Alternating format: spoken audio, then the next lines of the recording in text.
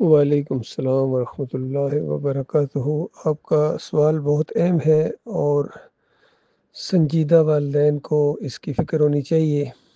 آپ نے پوچھا ہے کہ آپ کے بچے ہیں، بظاہر ان کا عقیدہ ٹھیک ہے اور وہ خود بھی سمجھتے ہیں کہ ایمان عقیدہ کیا ہونا چاہیے، لیکن مسلک پرست مولویوں کے پیچھے جا کے صلاۃ ادا کرتے ہیں اور کہتے ہیں کہ اس سے کچھ فرق نہیں پڑتا ہے۔ یہ بہت بڑا فرق پڑنے والا ہے۔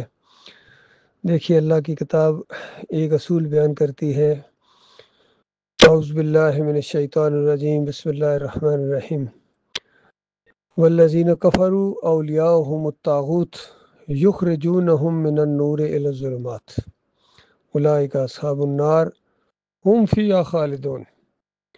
فرمایا، جو ان طاغوتوں کو اپنا امام بنائے، اپنا لیڈر بنائے، اپنا قائد بنائے، جو اللہ کے راستے سے روکنے والے ہیں، یہ نقطہ قابل غور ہے۔ جب بھی توحید کی دعوت اٹھتی ہے، اور اب بھی توحید کی دعوت جو اٹھی ہے ایمان خالص کی اس خطے کے اندر، تو سب سے زیادہ مخالفت اسی طبقے نے کی ہے۔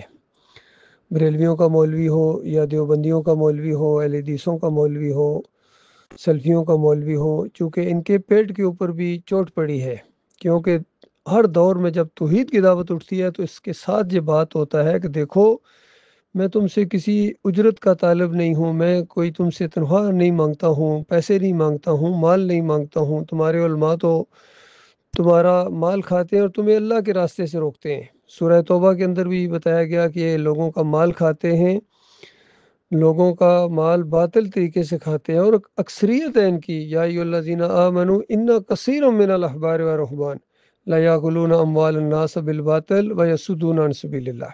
کہ اکثریت ہے ان کی، علماء اور مشائخ کی، کہ لوگوں کا مال کھاتے ہیں باطل طریقے سے اور پھر ان کو اللہ کے راستے سے روکتے ہیں۔ 28 آیتیں ہیں کم از کم قرآن کی، مختلف الفاظ کے ساتھ، کہ دیکھو دین کو ذریعہ معاش نہ بناؤ، اللہ کی آیات کو نہ بیچو۔ اور نبی علیہ السلام فرمائیں، اقرأ القرآن ولا تأکلوا بہ، قرآن کو پڑھو پڑھاؤ لیکن اس کو روٹی کمانے کا ذریعہ نہ بنانا۔ کہا مؤذن اس کو رکھو جو اجرت نہ لے، تنخواہ نہ لے۔ تو یہ جو ان تنخواہ دار لوگوں کے پیچھے صلاۃ اپنی برباد کرتے ہیں، یہ اللہ کے وقار کو بڑی شدید ٹھیس پہنچاتے ہیں، اور ان کو پھر ایمان کی ذرا بھی سمجھ نہیں ہے کہ انہی کے خلاف تو جہاد کرنا ہے۔ اللہ کا دین غالب کرنے کے لیے جو آپ کوشش کریں گے تو سب سے بڑی رکاوٹ یہی علماء اور مشائخ ہوں گے، پیر اور مولوی ہوں گے، اور یہ آپ کی بات آگے نہیں بڑھنے دیں گے۔ عوام کو مشتعل کرتے ہیں، جلوس نکالتے ہیں دائی کے خلاف، پرچے کٹواتے ہیں، جیلوں میں بھجواتے ہیں، اور پھر سمجھتے ہیں کہ یہ دین کا کام کر رہے ہیں۔ تو چاہے یہ مدرسوں کے مولوی ہوں، مساجد کے یہ علماء جو پیسے لیتے ہیں، یا یہ فوج کے اندر جو خطیب ہوتے ہیں، ان کے پیچھے جو صلاۃ ادا کرتا ہے، ان کو جو اجرت دیتا ہے، تنخواہ دیتا ہے، وہ بہت بڑا مجرم ہے، اور نہ ان کی صلاۃ قبول ہوتی ہے، نہ ان کے صوم قبول ہوتے ہیں، نہ ان کا عمرہ قبول ہوتا ہے، نہ ان کا جہاد قبول ہوتا ہے، کوئی عمل ان کا قبول نہیں ہوتا ہے۔ اگر یہ مارے جائیں تو یہ شہید نہیں کہلائیں گے، اگرچہ بیت اللہ کی حفاظت کرتے ہوئے مارے جائیں۔ جب اجرتی امام ہوگا، جب گاڑی کا انجن ہی کھڈے میں جا رہا ہے، تو وہ ٹرین کبھی منزل کے اوپر نہیں پہنچ سکتی ہے۔ اسی لیے اللہ تعالیٰ نے یہ شدید فتویٰ دیا ہے اس کے اندر کہ ایسے سارے لوگ، والذین کفروا، ایسے سارے لوگ کافر ہیں، اولیاءہم الطاغوت، جو ان طاغوتوں کو اپنا امام بنائیں، اپنا لیڈر بنائیں، اپنا رہبر بنائیں، اور ان کا کام یہی ہے۔ وہاں فرمایا اللہ کے راستے سے روکتے ہیں، اور یہاں فرمایا یخرجونہم من النور الی الظلمات، ان کے پاس بیٹھو گے، ان کو اپنا امام بناؤ گے، تو وہ تھوڑا بہت جو ایمان کا نور ملا ہے وہ بھی نکل جائے گا، اور یہ آپ کو ایمان کی روشنی سے نکال کر پھر کفر و شرک کے اندھیروں کے اندر لے کے جائیں گے، مومنوں کو مشرک بنا دیں گے، مجاہدوں کو مجاور بنا دیں گے۔ اور فرمایا اولئک اصحاب النار، یہ پیچھے چلنے والوں کی بات ہو رہی ہے، مقتدیوں کی بات ہو رہی ہے، یہ اماموں کی نہیں۔ فرمایا اولئک اصحاب النار ہم فیہا خالدون، یہ جہنمی لوگ ہیں جہاں ہمیشہ وہاں رہیں گے، اپنے اکابرین کے ساتھ، اپنے مولویوں کے ساتھ، علماء کے ساتھ، مشائخ کے ساتھ۔ دیکھیے نوح علیہ السلام پوری زندگی سمجھاتے رہے، والدین فکر کرتے ہیں اپنی اولاد کے لیے، بیٹے کو بھی سمجھاتے رہے، بیوی کو بھی سمجھاتے رہے، لیکن وہ خلوص نہیں پیدا ہوا ان کے اندر۔ مالک فرماتا ہے خیانت کی، لوط علیہ السلام کی بیوی نے بھی خیانت کی، اور نوح علیہ السلام کی بیوی نے بھی خیانت کی۔ تو وہ کون سی خیانت تھی؟ یہی دین کی خیانت۔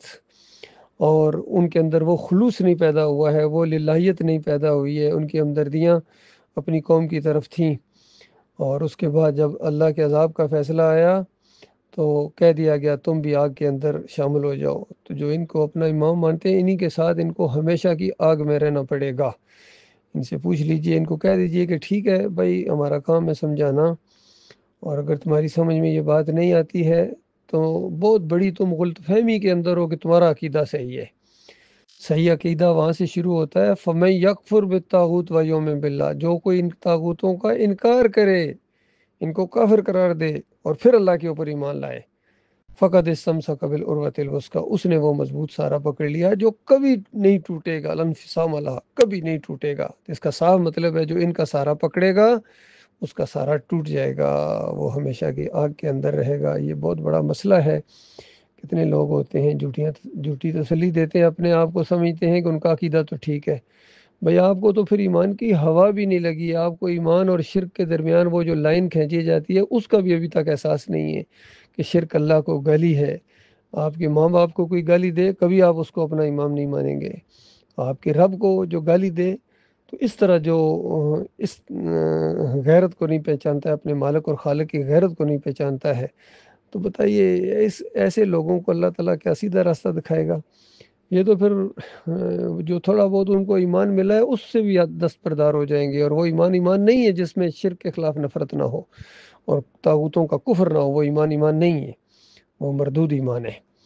تو بہرحال یہ بہت بڑی فکر ہونی چاہیے والدین کو۔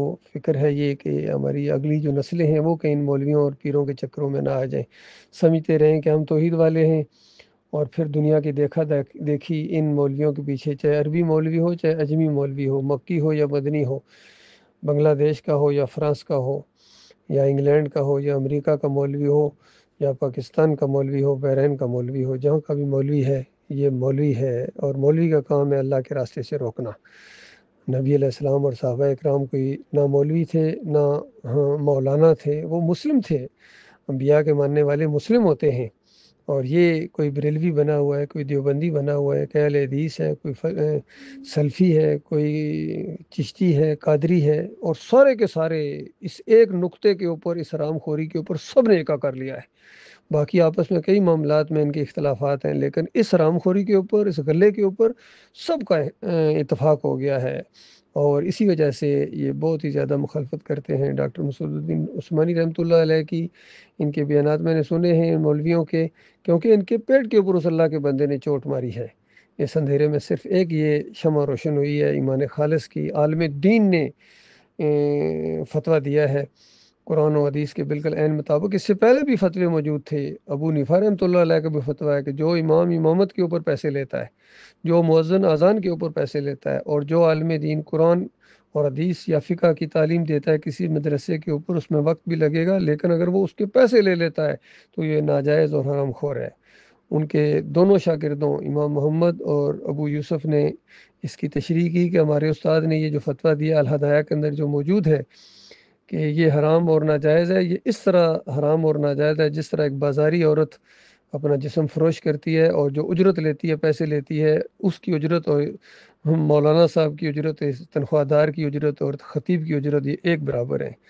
تو اگر کوئی اس قدر اپنے ایمان کو لے گیا ہے، ان مولویوں کے پیچھے اپنے ایمان کو برباد کر رہا ہے، تب کیا کیا جا سکتا ہے؟ دیکھیے اللہ نے مثالیں بھی دی ہیں۔ ابراہیم علیہ السلام اپنے والد کو سمجھاتے رہے، لیکن وہ نہیں بدبخت سمجھا ہے، تو بتائیے ابراہیم علیہ السلام جنت کے اعلیٰ درجات کے اوپر ہوں گے، اور آزر جو ہے وہ جہنم کے اندر ہوگا۔ اسی طرح نوح علیہ السلام کی بیوی بھی جہنم میں ہوگی، لوط علیہ السلام کی بیوی بھی، اور نوح علیہ السلام کا بیٹا بھی، خود نبی علیہ السلام کا سگا چچا ابو لہب۔ تو یہ رشتہ داروں اور وراثتی دین نہیں ہے اس انداز سے، یہ تو اللہ کا دین ہے۔ جو بھی مانے گا اس کو وہ کامیاب ہو جائے گا، اور جو اس سے ٹکرائے گا، اس کو نہیں مانے گا، اس کی ناقدری کرے گا ایمان کی، تو پھر وہ اپنی آخرت کا خود ذمہ دار ہے۔ سمجھاتے رہیں، مانیں گے اپنا بھلا کریں گے، نہیں مانیں گے تو آپ ان کے اوپر ذمہ دار نہیں ہیں۔